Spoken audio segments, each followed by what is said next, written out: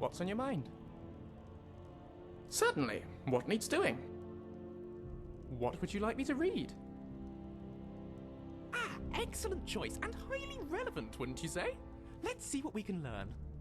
Many people have heard the term Dragonborn. We are of course ruled by the Dragonborn Emperors, but the true meaning of the term is not commonly understood.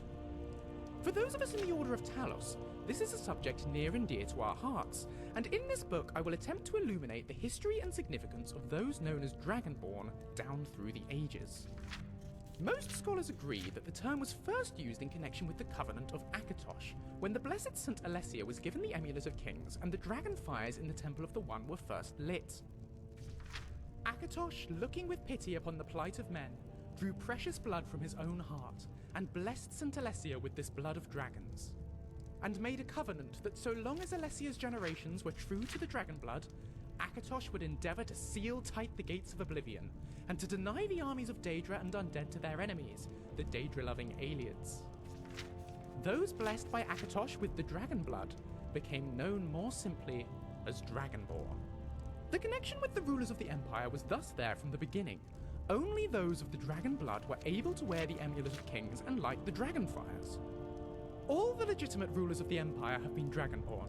The emperors and empresses of the first Cyrodiilic Empire founded by Alessia, Riemann Cyrodiil and his heirs, and of course Tiber Septim and his heirs, down to our current emperor, His Majesty Pelagius Septim IV. Because of this connection with the emperors, however, the other significance of the Dragonborn has been obscured and largely forgotten by all but scholars and those of us dedicated to the service of the blessed Talos, who was Tiber Septim. Very few realise that being Dragonborn is not a simple matter of heredity. Being the blessing of Akatosh himself, it is beyond our understanding exactly how and why it is bestowed. Those who become Emperor and light the dragon fires are surely Dragonborn. The proof is in the wearing of the amulet and the lighting of the fires. But were they Dragonborn and thus able to do these things, or was the doing the sign of the blessing of Akatosh descending upon them? All that we can say is that it is both and neither. A divine mystery. The line of Septims have all been Dragonborn, of course, which is one reason the simplistic notion of it being hereditary has become so commonplace. But we know for certain that the early Cyrodiilic rulers were not all related. There is also no evidence that Riemann Cyrodiil was descended from Alessia, although there are many legends that would make it so, most of them dating from the time of Riemann and likely attempts to legitimize his rule. We know that the Blades, usually thought of as the Emperor's bodyguards, originated in Akaviri crusaders who invaded Tamriel for obscure reasons in the late First Era.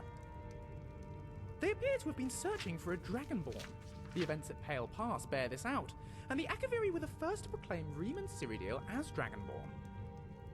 In fact, it was the Akaviri who did the most to promote his standing as Emperor, although Riemann himself never took that title in his lifetime. And of course, there is no known hereditary connection between Tiber Septim and any of the previous Dragonborn rulers of Tamriel. Whether there can be more than one Dragonborn at any time is another mystery. The Emperors have done their best to dismiss this notion, but of course the Imperial succession itself means that at the very least, there are two or more potential Dragonborn at any time, the current ruler and his or her heirs. The history of the Blades also hints at this.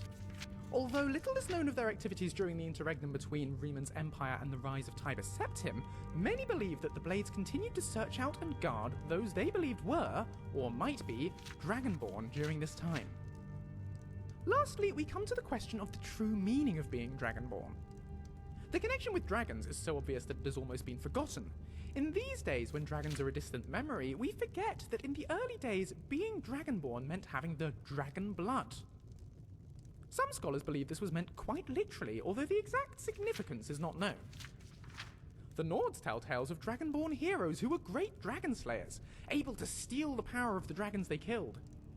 Indeed, it is well known that the Akaviri sought out and killed many dragons during their invasion, and there is some evidence that this continued after they became Riemann Cyrodiil's Dragon Guard. Again, the connection to dragons, the direct predecessor to the Blades of today. I leave you with what is known as the Prophecy of the Dragonborn.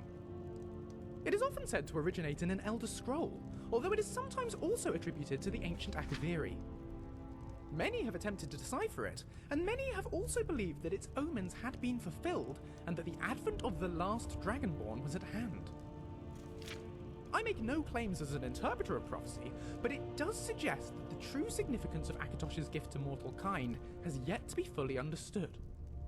When misrule takes its place at the 8 corners of the world, when the brass tower walks and time is reshaped, when the thrice blessed fail and the red tower trembles, when the Dragonborn ruler loses his throne and the white tower falls, when the snow tower lies sundered, kingless, bleeding, the World Eater wakes and the wheel turns upon the last Dragonborn.